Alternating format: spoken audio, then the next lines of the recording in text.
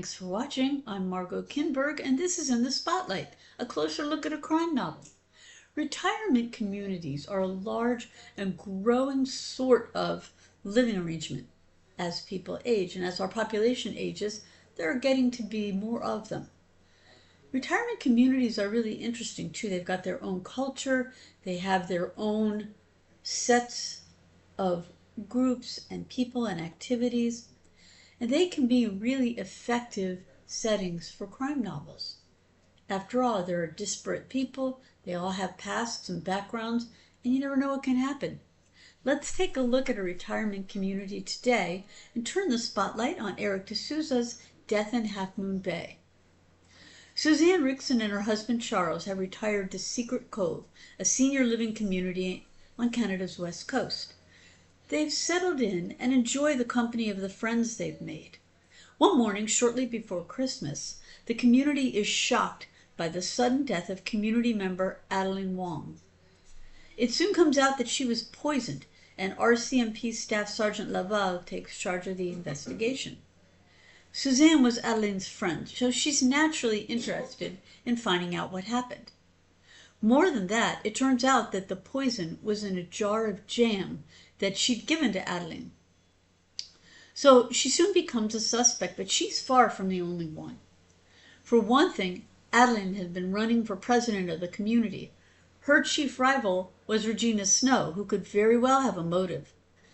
There's also Adeline's personal life. Her ex-husband might have a reason for wanting her dead, and he's not the only one. Then a series of things happens. It makes it clear that someone is trying to frame Suzanne. She'll have to find out the truth quickly if she's to clear her name. So what are the elements in this story? What keeps it going? What puts it together? Retirement communities, as I said, have a unique culture, and that's clear in this novel. Most people know each other, and there are often friendships, rivalries, and so on. That network plays an important role in the story. The story takes place on the British Columbia coast, and D'Souza places the reader there. The weather is often cloudy with plenty of rain, but without the snow that most people associate with the coming of winter.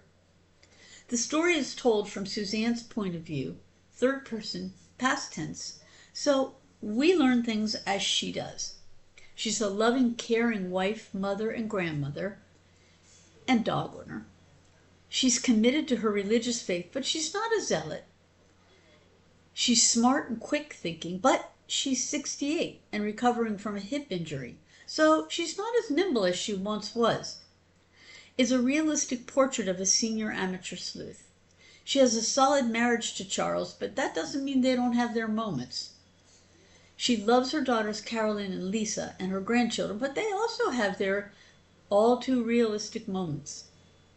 This is a traditional whodunit, so the reader is invited to work out who had the opportunity and means to poison Adeline. That said, though, the characters and their backgrounds play an important role too. So does the tension that builds as Suzanne begins to wonder who can be trusted, especially once she realizes that somebody is deliberately targeting her. It's not an overly light novel, and there are some very sad moments. There are moments of danger too, and sobering themes. Still, readers who dislike violence and explicitness in their crime fiction will be pleased to know that they're not really present in this novel. There's some humor in this story too, and we get the sense, in the end, that things will be all right.